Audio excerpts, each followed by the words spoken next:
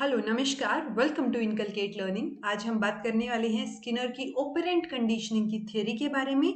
और इससे पहले हम ऑलरेडी पैवलोव की क्लासिकल कंडीशनिंग की थ्योरी कर चुके हैं। तो जैसे ही हम इस थ्योरी को और इसका एक्सपेरिमेंट की कंप्लीट डिटेल में डिस्कशन कर लेंगे, तो इसी वीडियो की लास्ट में जो है डिटेल में मैं आपको ये समझाऊंगी कि ऑपरेंट और क्लासिकल कंडीशनिंग में डिफरेंस क्या है एग्जैक्टली। तो दिस इज प्रेजेंटेड बाय मी रवीना। अगर आपको वीडियोस इन्फॉर्मेटिव लग रही हैं तो लाइक शेयर और सब्सक्राइब जो है इनकलकेट लर्निंग को आप कर दीजिएगा। हो सके तो बेल आइकन भी प्रेस कर दीजिएगा ताकि आपको नोटिफिकेशन जल्दी मिल जाए। तो ये जो एक्सपेरिमेंट है ये बीएफ स्किनर का था। सबसे पहली बात जो आपको हर एक कॉम्पिटिटिव एग्जाम के लिए याद रखनी है वो ये कि बीएफ स्किनर से पहले जो थॉर्नडाइक हैं उन्होंने भी ऑपरेंट कंडीशनिंग के ऊपर बात की है। और उनका जो एक लो है, उनके 3 प्राइमरी लो हैं, 5 सबऑर्डिनेट लो हैं या सेकेंडरी लो बोल लीजिए। तो जो उनका थर्ड लो है, जो 3 लो में से एक लो है, लो ऑफ इफेक्ट। तो लो ऑफ इफेक्ट के ऊपर बेस है बीएफ स्किनर का ये एक्सपेरिमेंट। तो इसीलिए अगर कभी पूछा जाए कि थोरेनडाइक के एक्सपेरिमेंट कौन से इफेक्ट के वजह से जो है बीएफ स्किनर ने फर्दर एक्सपेरिमेंट किया, तो वो लो ऑफ इफेक्ट है।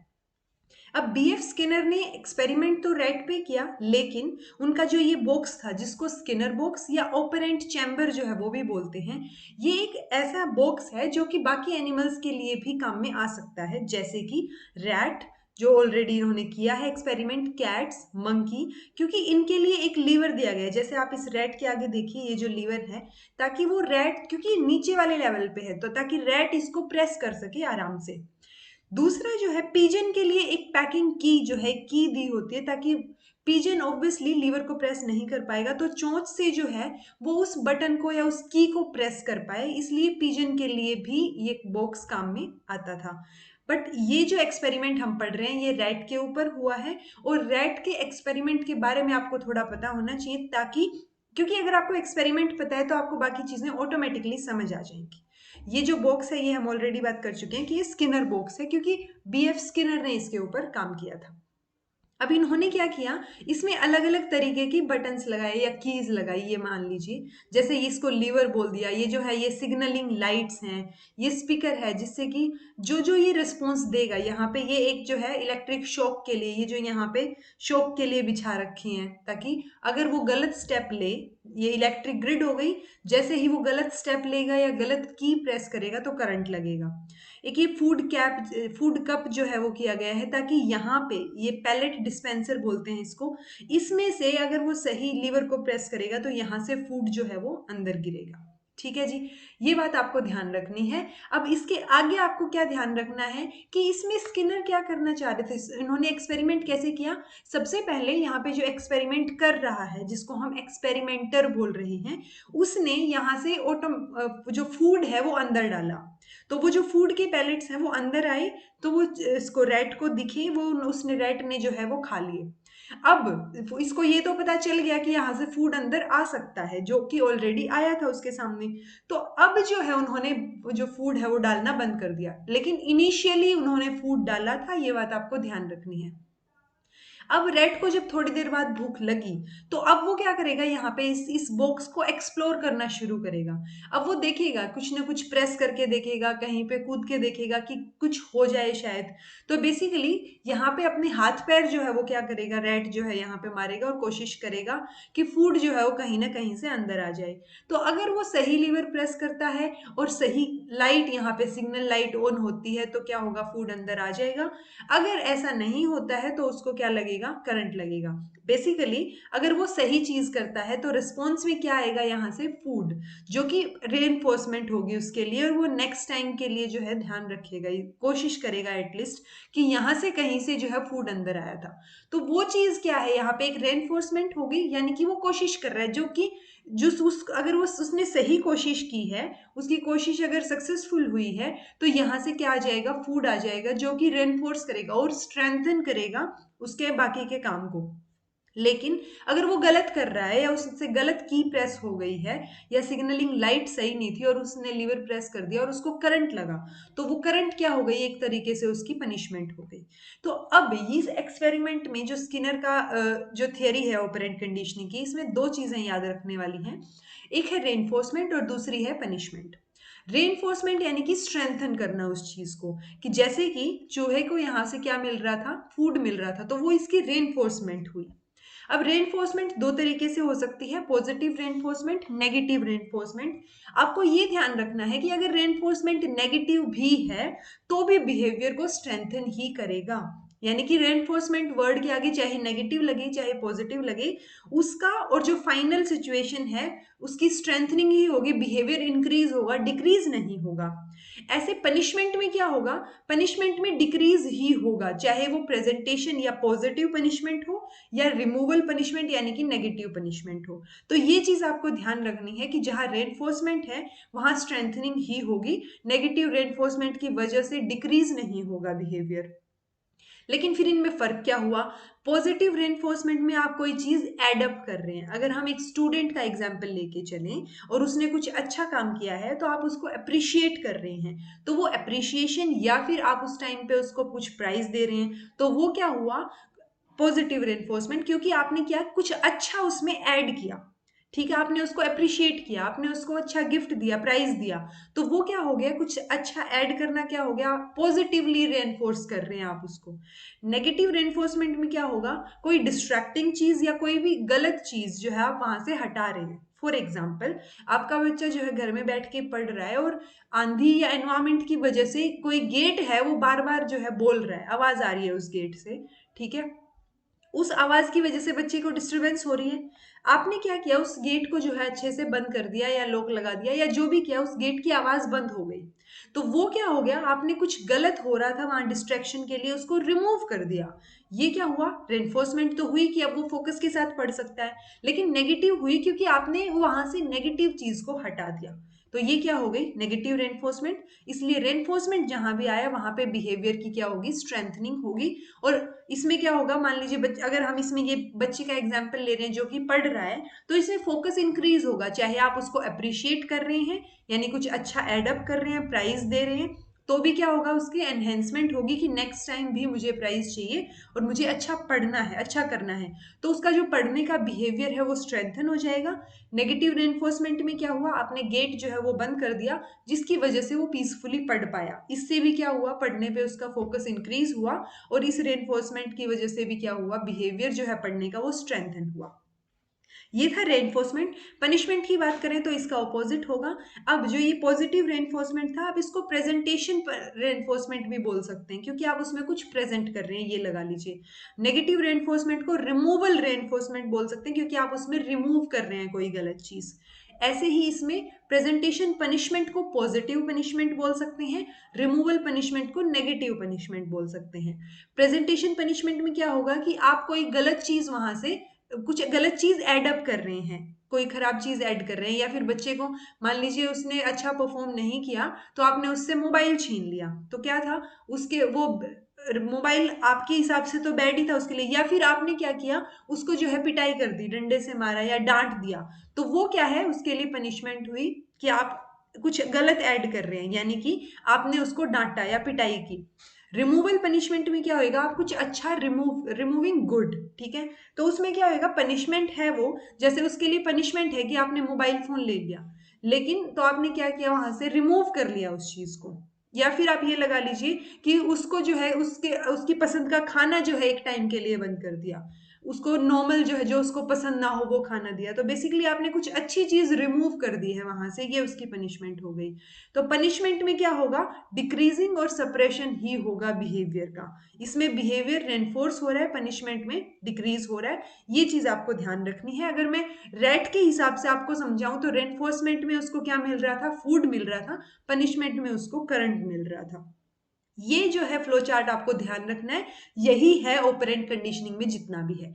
अब जो रेनफोर्समेंट है, पनिशमेंट तो ऑब्वियसली जब कोई गलत कर रहा है तो आप पनिशमेंट दे रहे हैं उसको। रेनफोर्समेंट में क्या है, क्या आप हर बार उसको रेनफोर्स करेंगे, यानी कि हर बार लीवर प्रेस करने पे उसको खाना मिलेगा, या फिर जो है उसको इंटरवल में मिलेगा कि अगर उसने 2 बार लीवर प्रेस किया तो खाना मिला, उसके बाद अगर उसने किया तो करंट भी मिला, वो वाली चीज। तो इसमें शेड्यूल्स होते हैं रेनफोर्समेंट के। जिसमें क्या होगा, या तो आप रेनफोर्समेंट दे रहे हैं हर एक रिस्पॉन्स के बाद, यानी कि रेनफोर्समेंट आफ्टर एवरी रिस्पॉन्स, वो क्या हो गया कॉन्टिन्यूस रेनफोर्समेंट, यानी कि बच्चा जब जब अच्छा कर रहा है आप हर बार उसको रेनफोर्स कर रहे हैं। पार्शियल रेनफोर्समेंट क्या होगा कि आप हर बार नहीं कर रहे, एक इंटरवल के टाइम पे कर रहे हैं। जैसे कि अगर मैं एग्जांपल लेके आपको बताऊं, कॉन्टिन्यूस रेनफोर्समेंट का मतलब हो गया कि आपका बच्चा जब हर टेस्ट उसका, मान लीजिए हफ्ते में 2 टेस्ट होते हैं और वो हर टेस्ट में परफॉर्म अच्छा कर रहा है, तो उसको हर टेस्ट के बाद आप रेनफोर्स करेंगे। हर टेस्ट के बाद आपने उसको चॉकलेट दे दिया अगर उसने अच्छा परफॉर्म किया, ये क्या हुआ कॉन्टिन्यूस रेनफोर्समेंट।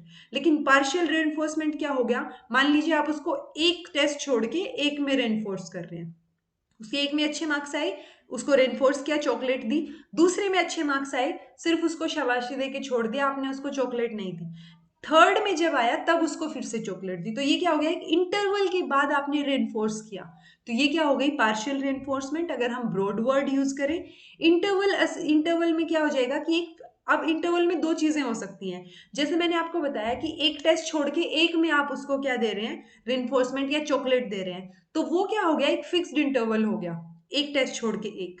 लेकिन वेरिएबल इंटरवल में क्या हो गया, कभी एक टेस्ट छोड़ दिया, कभी 2 टेस्ट छोड़ के दे दी चॉकलेट, तो वो क्या हो गया, आप उस इंटरवल को वेरी कर रहे हैं, ठीक है। ये होगी एक बात। अब पार्शियल रेनफोर्समेंट में दूसरी बात होगी रेशियो की, कि यहाँ पे आपने क्या किया, इंटरवल में दिया, रेशियो में क्या हो जाएगा कि आपने एक बार एक चॉकलेट दे दी, एक बार 2 दे दी।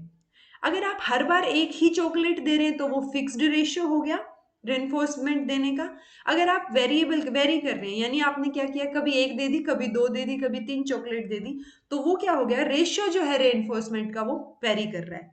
ये जो है इसमें 4 चीजें बन जाती हैं, यानी कि पार्शियल, इंटरवल, या फिर पार्शियल फिक्स्ड रेनफोर्समेंट, ठीक है।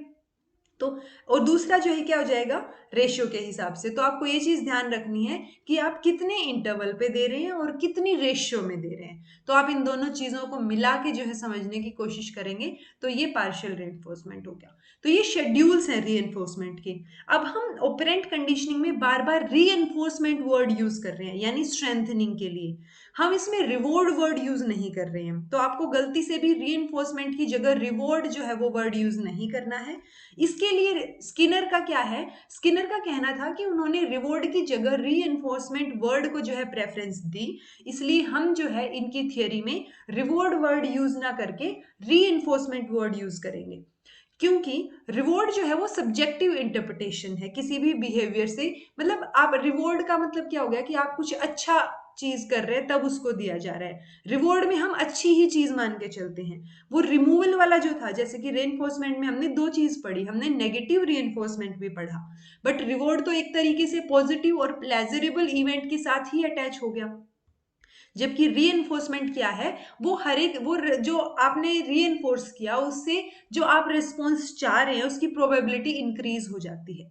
यानी कि रीएनफोर्समेंट में 2 चीजें आ जाएंगी, फिर पॉजिटिव और नेगेटिव, दोनों तरह के रीएनफोर्समेंट में आपको बिहेवियर या प्रोबेबिलिटी जो है आपके जो रिस्पॉन्स आप चाह रहे हैं उसमें इंक्रीज ही होगा। तो इसलिए रिवॉर्ड और रीएनफोर्समेंट के कि हमें ये चीज ध्यान रखनी है कि हमें री वर्ड ही यूज करना है। ये था हमारा स्किनर का एक्सपेरिमेंट। पैवलोव का हम ऑलरेडी जो डॉग का एक्सपेरिमेंट है वो कर चुके हैं। अब हम डिफरेंस देखते हैं कि ऑपरेंट और क्लासिकल कंडीशनिंग में क्या डिफरेंस है, क्योंकि शुरुआत में डिफरेंस देखना इज लाइक आपको एक्सपेरिमेंट पता नहीं है और आप डिफरेंस जानना चाह रहे हैं। अब आपको दोनों एक्सपेरिमेंट पता है, आपको पेवलोव का डॉग का एक्सपेरिमेंट भी पता है और आपको जो है रैट का स्किनर का एक्सपेरिमेंट भी पता है। नेचर ऑफ रिस्पॉन्स की अगर हम बात करें तो क्लासिकल कंडीशनिंग यानी कि जो डॉग का एक्सपेरिमेंट था उसमें इनवॉलेंट्री था, यानी कि जो सलाइवा डॉग से आ रहा था विसिल बजाने पे वो क्या था, इनवॉलेंट्री था। ये नहीं था कि डॉग जो है वो कंट्रोल कर ले सलाइवा आए ही ना, तो जो सलाइवा आने वाला प्रोसेस था वो इनवॉलेंट्री था। लेकिन ऑपरेंट कंडीशनिंग में वॉलेंट्री रिस्पॉन्स है, यानी कि चूहे को जब भूख लग रही है तो वो अपनी मर्जी से मूवमेंट कर रहा है, तो जो रिस्पॉन्स वो दे रहा है, कुछ लीवर प्रेस कर रहा है या उसको करंट लग रहा है, तो वो जो रिस्पॉन्स दे रहा है उसके बेसिस पे फर्दर क्या आ रही है, उसके लिए रेनफोर्समेंट आ रही है। तो पॉइंट ये है कि यहाँ पे चूहे को जो है वॉलेंट्री रिस्पॉन्स मिल रहा है, वॉलेंट्री रिस्पॉन्स है चूहे का, और यहाँ पे डॉग का क्या था, सलाइवा आना इनवॉलेंट्री रिस्पॉन्स था।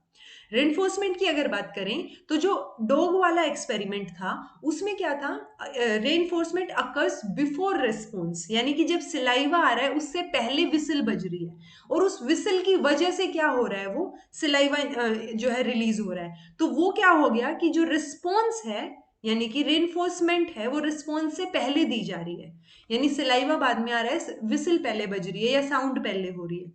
लेकिन ऑपरेंट कंडीशनिंग में क्या होगा, रेनफोर्समेंट रिस्पॉन्स के बाद होगा, यानी पहले वो लीवर प्रेस करेगा, अगर उसने सही प्रेस किया है तो खाना जो फूड पैलेट मिल रही थी उसको, और अगर उसने गलत प्रेस किया है तो करंट, ये दोनों ही चीजें जो रेनफोर्समेंट वाली चीज है वो उसको बाद में मिल रही है, चाहे वो रेनफोर्समेंट हो या पनिशमेंट हो, वो बाद में मिल रही है ऑपरेंट कंडीशनिंग में, यानी it occurs after the response. अगर हम रोल ऑफ लर्नर की बात करें, क्लासिकल कंडीशनिंग में पैसिव रोल है। अगर आपको ध्यान हो तो कुत्ते को, ये डॉग को जो है वो वहां पे बांध के रखा गया था, लेकिन यहाँ पे क्या है, एक्टिव रिस्पॉन्स है ऑपरेंट कंडीशनिंग में, और जो रैट है हमारा उसको ओपन छोड़ रखा है उस बॉक्स में घूमने के लिए। अगर नेचर ऑफ लर्निंग की बात करें तो क्लासिकल कंडीशनिंग में एक न्यूट्रल स्टिमुलस जो था वो क्या बन गया, कंडीशन स्टिमुलस बन गया, जब हमने उसको पेयर अप किया अनकंडीशन स्टिमुलस के साथ। और इसकी वजह से, न्यूट्रल स्टिमुलस की वजह से, यानी आर्टिफिशियल स्टिमुलस की वजह से नेचुरल रिस्पॉन्स क्रिएट हुआ था, यानी बेल जो है वो आर्टिफिशियल स्टिमुलस था और उसकी वजह से क्या क्रिएट हुआ, सिलाइवा, जो कि नेचुरल रिस्पॉन्स था।